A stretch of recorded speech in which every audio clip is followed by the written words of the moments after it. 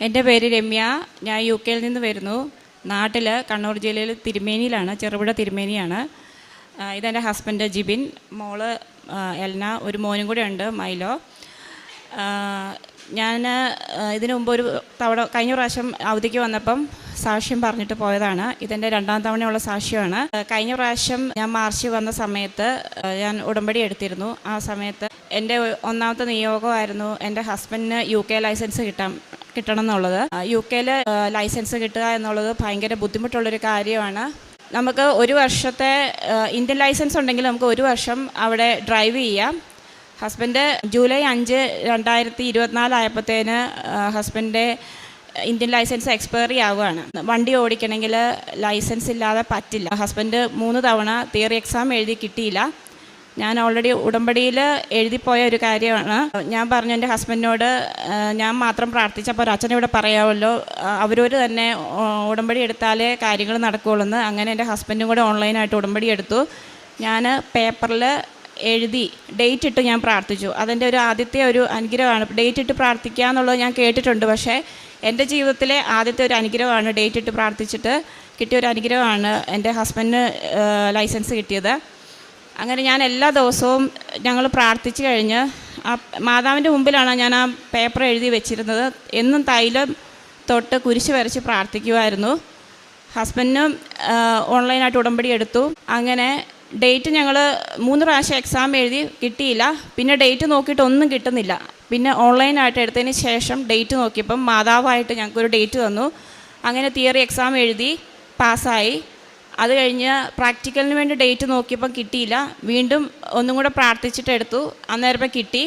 ഒറ്റ തവണയിൽ തന്നെ practical exam എഴുതി.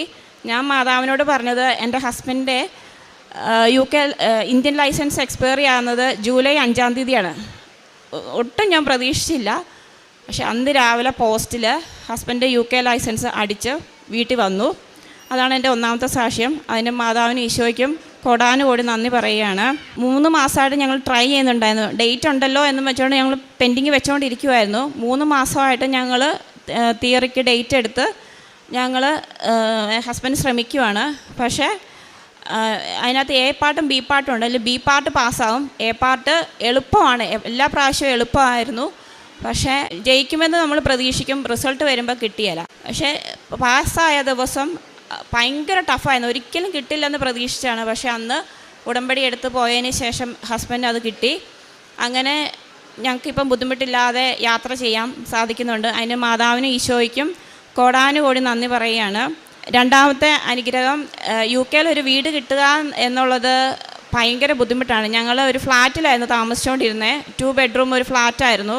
അവിടെയൊക്കെ ഒരു വീട് കിട്ടണമെങ്കിൽ, റെൻറ്റഡായിട്ട് കിട്ടണമെങ്കിൽ നമ്മൾ ഏജൻസി ത്രൂ ആണ് നമ്മൾ അന്വേഷിക്കുന്നത്. ഞങ്ങൾ ഒത്തിരി ഏജൻസികളിൽ കയറി ഇറങ്ങി നടന്നു, രജിസ്റ്റർ ചെയ്തു. ഞങ്ങൾ പല വീടുകൾ കണ്ടു. അപ്പം നമുക്ക് കിട്ടുന്ന സാലറി ആയിട്ട് നമ്മൾ നോക്കുമ്പോൾ നമുക്ക് അഫോർഡബിൾ ആയിട്ടുള്ളൊരു വീട് വേണമായിരുന്നു. പക്ഷേ വീട് നോക്കുമ്പം സൗകര്യം പോരാ, അല്ലെങ്കിൽ റെൻറ്റിൻ്റെ പ്രശ്നം കാണും. അങ്ങനെ ഒത്തിരി പ്രശ്നങ്ങളുണ്ടായിരുന്നു. ഞങ്ങൾ ഒരുപാട് സ്ഥലങ്ങൾ ഒത്തിരി അന്വേഷിച്ചു.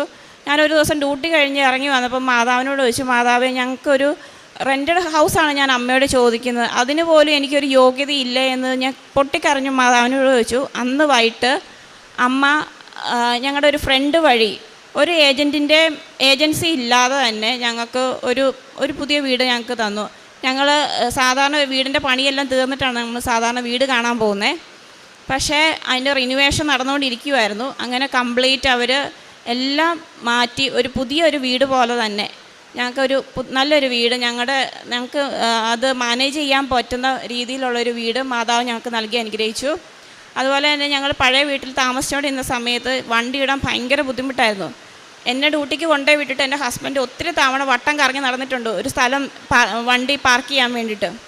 അന്നേരം അതൊക്കെ ഞാൻ മാതാവിനോട് പറഞ്ഞൊരു കാര്യമാണ്, മാതാവ് ഞങ്ങൾക്ക് ഒരു വീട് തരുവാണെങ്കിൽ വണ്ടി പാർക്ക് ചെയ്യാനുള്ളൊരു സ്ഥലവും കുഞ്ഞുങ്ങൾക്ക് ഇറങ്ങി നടക്കാനുള്ള സ്പേസും കൂടെ തരണേന്ന് പറഞ്ഞു. ഒരു പൂ ചോദിച്ചു. മാതാവും ഈശോയും ഒരു പൂന്തോട്ടമാണ് ഞങ്ങൾക്ക് നൽകിയത്. 3 ബെഡ്റൂമുള്ളൊരു വീട്, കുഞ്ഞുങ്ങൾക്ക് കളിക്കാൻ ബാക്കിൽ സ്ഥലമുള്ളത്, വണ്ടി ഇടാനുള്ള സ്പേസ്, അങ്ങനെയുള്ള നല്ലൊരു സൗകര്യമുള്ളൊരു വീട്, ഞങ്ങളെ കൊണ്ട് മാനേജ് ചെയ്ത് പോകാൻ പറ്റുന്ന ഒരു വീട് അമ്മയെ ഈശോയും നൽകി അനുഗ്രഹിച്ചു. അതിന് ഈശോയ്ക്കും മാതാവിനും കോടാനുകോടി നന്ദി പറയുന്നു. രോഗസൗഖ്യം ഞങ്ങൾക്ക് ലഭിച്ചിട്ടുണ്ട്. ഞങ്ങൾ ഇങ്ങോട്ട് വരുന്നതിന് മുമ്പ് 1 മാസം മുമ്പ് ഞങ്ങൾക്ക് 2 പേർക്കും ഒരുപോലെ തന്നെ പനിയും കണ്ണിനസുഖവും വന്നു. എപ്പം ഞങ്ങൾക്ക്, എനിക്കാണേലും ഹസ്ബൻഡിനാണേലും മക്കൾക്കാണേലും, ഞങ്ങൾ ആദ്യം അസുഖം വന്നു കഴിഞ്ഞാൽ ആദ്യം ഉപയോഗിക്കുന്നത് ഉടമ്പടി തൈലമാണ്. ഉടമ്പടി തൈലം, ഉപ്പ്, തേന്, ഇത് കഴിഞ്ഞിട്ട് ഞങ്ങൾ മെഡിസിൻ എടുക്കത്തുള്ളൂ. നമ്മുടെ ഇവിടുത്തെ നാട്ടിലെ പോലെ നമുക്കൊരു ട്രീറ്റ്മെൻറ്റ് കിട്ടാൻ ഭയങ്കര ബുദ്ധിമുട്ടാണ്. ഞങ്ങളിപ്പം അവിടെ GP കൊണ്ടുപോയി കാണിച്ചു കഴിഞ്ഞാൽ, ഒരു ടെമ്പറേച്ചറായിട്ട് നമ്മൾ കൊണ്ടുപോയി കാണിച്ചു കഴിഞ്ഞാൽ അവർ പറയും പാരസെറ്റമോൾ കഴിച്ചാൽ മതി, നിങ്ങൾക്ക് കുഴപ്പമൊന്നുമില്ലെന്ന്. പക്ഷേ നമ്മുടെ കണ്ടീഷൻ വളരെ വീക്കായി കഴിയുമ്പോഴായിരിക്കും അവർ സാധാരണ നമ്മളെ ഒന്ന് ടേക്ക് കെയർ ചെയ്യുന്നത്. അപ്പം അങ്ങനെ ഒത്തിരി ഞങ്ങൾ സ്ട്രഗിൾ ചെയ്തിട്ടുണ്ട്. ആ സമയങ്ങളിലെല്ലാം മാതാവിനെ, ഈശോയെ വിളിച്ച് ഉടമ്പടി തൈലവും ഉപ്പും തേനും ഒക്കെ കഴിച്ചാണ് ഞങ്ങൾ അതിൽ നിന്ന് മോചനം നേടിയിരുന്നത്. പല രാത്രികൾ, അത് പറയുമ്പോൾ നമുക്ക് മനസ്സിലാവത്തില്ല, പല രാത്രികളും ഞങ്ങൾ കരഞ്ഞിട്ടുണ്ട്. അമ്മയോട് കരഞ്ഞ് പ്രാർത്ഥിച്ച് ഞങ്ങൾ അതൊക്കെ ഉപയോഗിച്ചാണ് ഞങ്ങൾ മുന്നോട്ട് പോയിക്കൊണ്ടിരിക്കുന്നത്. കാരുണ്യ പ്രവൃത്തി എന്ന് പറഞ്ഞു കഴിഞ്ഞാൽ ഞങ്ങൾക്ക് കിട്ടുന്ന ശമ്പളത്തിൽ നിന്ന് മറ്റുള്ളവരെ ആരെങ്കിലുമൊക്കെ സഹായം ചോദിക്കും. അങ്ങനെ സാമ്പത്തികമായിട്ട് സഹായം ചോദിക്കുമ്പോൾ ഞങ്ങൾ അവരെ സഹായിക്കാറുണ്ട്. അവിടെ ഉള്ളവർക്ക് കൊടുക്കാൻ പോയി കഴിഞ്ഞാൽ അവർ ചിലപ്പം എന്തെങ്കിലുമൊക്കെ കള്ള് കുടിക്കുക അങ്ങനെയൊക്കെ ആയിട്ട് ഉപയോഗിക്കും. അതുകൊണ്ട് ഞങ്ങൾ നാട്ടിൽ നിന്നൊക്കെ ആരെങ്കിലും ധനസഹായം ചോദിക്കുമ്പോൾ ഞങ്ങൾ അവർക്ക് കൊടുക്കും. ഞങ്ങൾ ലീവിന് വരുമ്പോൾ ഡ്രസ്സായിട്ടോ അങ്ങനെ എന്തെങ്കിലും ചോദിക്കുകയാണെങ്കിൽ അങ്ങനെ കൊടുക്കും. ഞങ്ങളുടെ അടുത്തൊരു വൃദ്ധസദനമുണ്ട്, അവിടെയുള്ള അപ്പച്ചന്മാരെ കാണാൻ പോകും ഞങ്ങൾ. അവർക്ക് വേണ്ട സാധനങ്ങൾ വാങ്ങിച്ചു കൊടുക്കാറുണ്ട്. പിന്നെ പത്രം, ഞാൻ UK പോകുന്നതിന് മുമ്പൊക്കെയാണ് ഞങ്ങൾ എപ്പം വരുമ്പോഴും പത്രം വാങ്ങിച്ചിട്ട് ഞങ്ങളുടെ വീടിൻ്റെ അടുത്തുള്ള ഞാനും മക്കളും കൂടിയാണ് പത്രം കൊടുക്കാൻ വേണ്ടി പോകാറ്. കളിയാക്കുകളൊക്കെ കേട്ടിട്ടുണ്ട്, കാര്യം സാധിക്കാൻ വേണ്ടിയിട്ടല്ല ഈ പത്രം കൊടുക്കുന്നതെന്നൊക്കെ ചോദിച്ചവരുണ്ട്. പക്ഷേ സന്തോഷത്തോടുകൂടി ഞാനും എൻ്റെ മക്കളും കൂടെ കൈക്ക് പിടിച്ച് ഓരോ വീടുകളിൽ കൊണ്ടുപോയി കൊടുക്കും. ഞങ്ങൾക്ക് കിട്ടിയ അനുഗ്രഹങ്ങൾ മറ്റുള്ളവരോട് പറയുന്നതിന് ഒരു മടിയും ഇല്ല, എവിടെ വേണേലും പറയുന്നതിന് ഒരു മടിയില്ല. അത് വളരെ സന്തോഷമാണ്. പ്രാർത്ഥനയിൽ ഞങ്ങൾ കുടുംബമായിട്ട് ഒന്നിച്ച് ഞങ്ങൾ 2 പേരും 3 ദിവസം അങ്ങനെ ഡ്യൂട്ടി. അപ്പം ഡ്യൂട്ടിക്ക് പോകുന്നതിന് മുമ്പേ ഞങ്ങൾ മക്കളും എല്ലാവരുമായിട്ട് ഒന്നിച്ചിരുന്ന് പ്രാർത്ഥിക്കാറുണ്ട്. പിന്നെ മക്കളോടാണെങ്കിലും ബൈബിളിലെ കഥകളും കാര്യങ്ങളൊക്കെ പറഞ്ഞു കൊടുക്കുകയും അങ്ങനെയൊക്കെ ചെയ്യാറുണ്ട്. ഞങ്ങൾക്ക് എല്ലാ ദിവസവും പള്ളിയിൽ പോകാൻ പറ്റാറില്ല. അപ്പം ഞായറാഴ്ച ദിവസങ്ങളിലാണ് ഞങ്ങൾ കൂടുതലും എല്ലാ ഞായറാഴ്ചകളിലും പള്ളിയിൽ പോകാറുണ്ട്. ഈശോയും മാതാവും ഞങ്ങൾക്ക് നൽകിയ എല്ലാ അനുഗ്രഹങ്ങൾക്കും കൃപകൾക്കും കോടാനുകോടി നന്ദി പറയുന്നു. എൻ്റെ ജീവിതത്തിൽ മാതാവ് എൻ്റെ ചെറുപ്പകാലം മുതൽ എൻ്റെ പപ്പായും മമ്മിയും എപ്പോഴും എന്നോട് പറയുന്ന ഒരു കാര്യം എന്ന് പറയുന്നത്, എന്നാ പ്രശ്നമുണ്ടെങ്കിൽ ഞാൻ ജീവിച്ചു വളർന്ന സ്ഥലത്തെ കരുവേട എന്ന് പറഞ്ഞ സ്ഥലത്താണ്, അവിടെ മാതാവിൻ്റെ പള്ളിയുണ്ട്.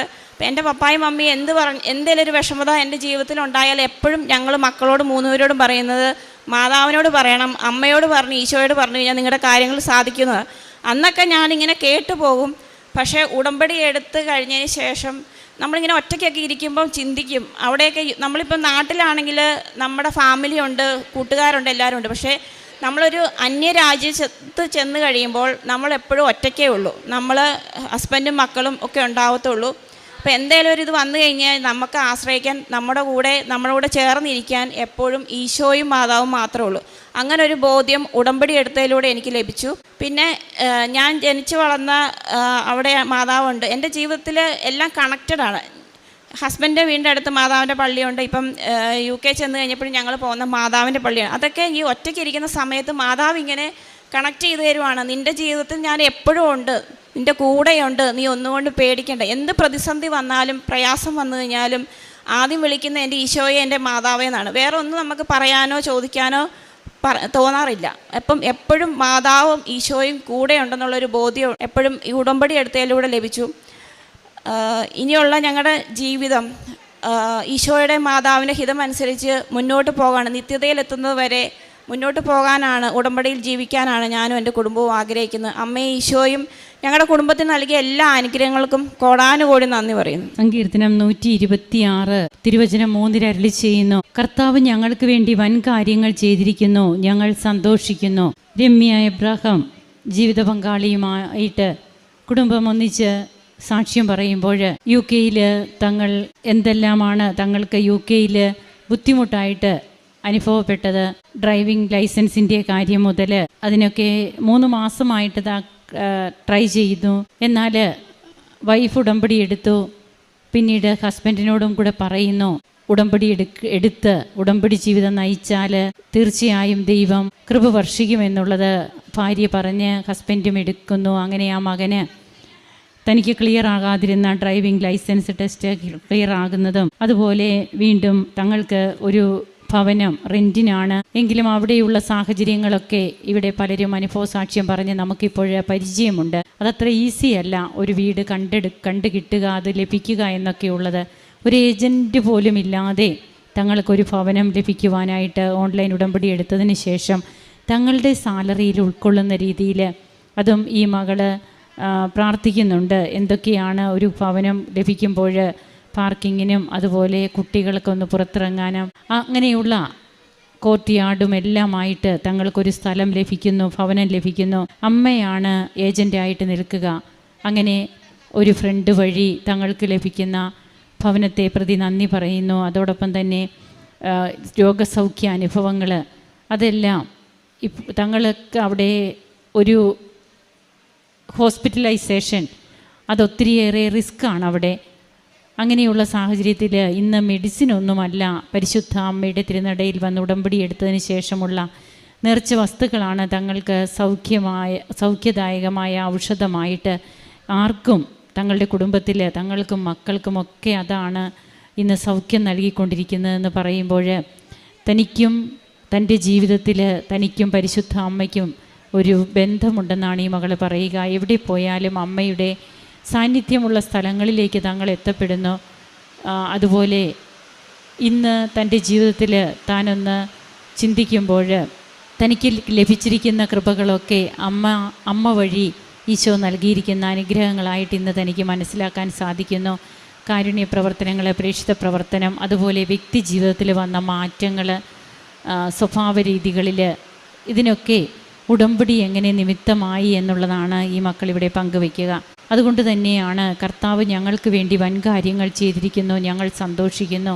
എന്തിനും ഏതിനും പുറകെ നമ്മോടൊത്ത് ചേർന്ന് നടക്കുന്ന ഒരു വ്യക്തി. അതുകൊണ്ട് തന്നെയാണ് നീ വലത്തോട്ടോ ഇടത്തോട്ടോ തിരിയുമ്പോൾ നിൻ്റെ കാതുകൾ പിന്നിൽ നിന്ന് ഒരു സ്വരം ശ്രവിക്കും, ഇതാണ് വഴി, ഇതിലേ പോവുക. യെശയ്യാ 30:21 മുതലുള്ള തിരുവചനങ്ങളാണിത്. ഇതൊക്കെ ഇന്ന് വ്യക്തികൾക്ക് അനുഭവവേദ്യമാവുകയാണ്. അവരോട് കൂടെ സഞ്ചരിക്കുന്ന ദൈവ സാന്നിധ്യം, സഞ്ചാരി മാതാവെന്നാണ് ജനങ്ങൾ അമ്മയെ പറയുക.